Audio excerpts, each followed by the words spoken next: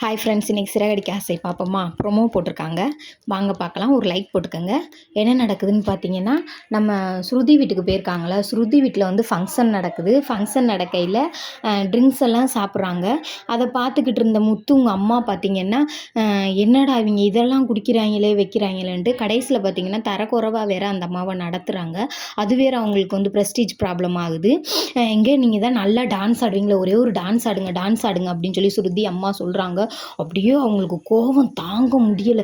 குடிக்கிற வீட்டிலலாம் இனிமேல் இருக்க மாட்டேன் அப்படி இப்படின்னு சொல்லி பிடிச்சி சத்தம் போட்டு விட்டுட்டு ஸ்ருதியும் அவரும் கூப்பிட்றாங்க, அம்மா அம்மான்னு கூப்பிட்றாங்க. கூப்பிட்டும் நிற்காம விறுவிறுன்னு கிளம்பி மனோஜோட ஷோரூமுக்கு போகலாம்னு நினைக்கிறாங்க. இருந்தாலும் அவங்க பண்ணது அவங்களுக்கு ஒரு மாதிரி மனசு கஷ்டமாகவே இருக்குது. என்னடா இப்படியெல்லாம் பண்ணிட்டாங்க, நம்ம மாப்பிள்ளை தானே கொடுத்துருக்கோம், பொண்ணு கொடுத்த மாதிரி ரொம்ப நம்மளை அசிங்கப்படுத்திட்டாங்களே, இவங்கக்கிட்ட நம்ம இனிமேல் இங்கே இருக்கக்கூடாது, நம்ம கிளம்பி நம்ம மயனோட ஷோரூமுக்கே போயிடுவோம் அப்படின்னு சொல்லிட்டு ஒரு முடிவு பண்ணி துணிமணியெல்லாம் எடுத்துகிட்டு ஷோரூமுக்கு கிளம்புறாங்க. கிளம்பி மயன் ஷோரூமுக்கும் போகிறாங்க. போனதுக்கப்புறம் பார்த்திங்கன்னா அங்கே வந்து மனோஜ் வந்து அங்கே தான் குளிக்கிறாரு, அங்கே தான் தூங்குறாரு, அங்கே தான் எல்லாமே பண்ணுறதுனால அங்கேயுமே ஒரு மாதிரி தான் இருக்குது.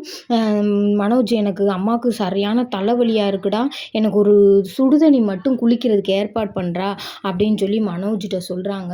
சொன்னோன்னே இவன் வேற யோசிச்சுக்கிட்டு, ஐயோ ரோஹிணி வந்துடுவாங்களோ, இவங்க அம்மா வேற வந்துட்டாங்களே, ரோஹிணி வந்துட்டா ஐயோ பிரச்சனையே பெருசாயிருமே அப்படின்னு சொல்லி யோசிக்கிறாங்க. ஆல்ரெடி ரோஹிணி வேற இங்கே படுக்கிறதாக இருந்துச்சு, ஒருவேளை ரோஹிணி உள்ளே இருக்காங்களான்றதை காட்டலை.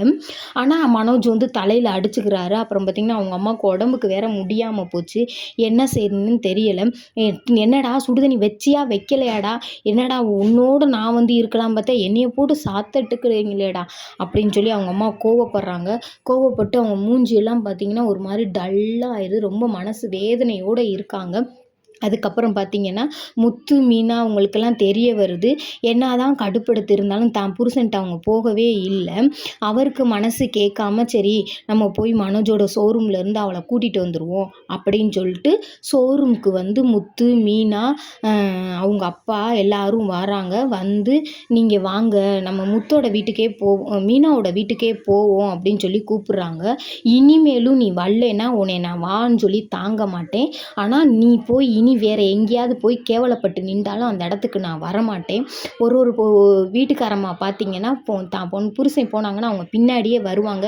இப்பயும் நீ தான் அடம்பிடிக்கிற ஒழிய நான் தாழ்ந்து இறக்கப்பட்டு தான் வாரேன். நீ பண்ணுறது எனக்கு ஒன்றும் சரியாக படலை, வந்தா வா, இதுக்கு மேலேயும் உன்னை இது பண்ண மாட்டேன் அப்படின்னு சொல்கிறாங்க. மீனா சொல்கிறாங்க, அத்தை உங்களுக்கு எந்த ஒரு குறை இல்லாமல் நான் நடந்துக்கிறேன் அப்படின்னு சொல்கிறாங்க. அதோட நாடகம்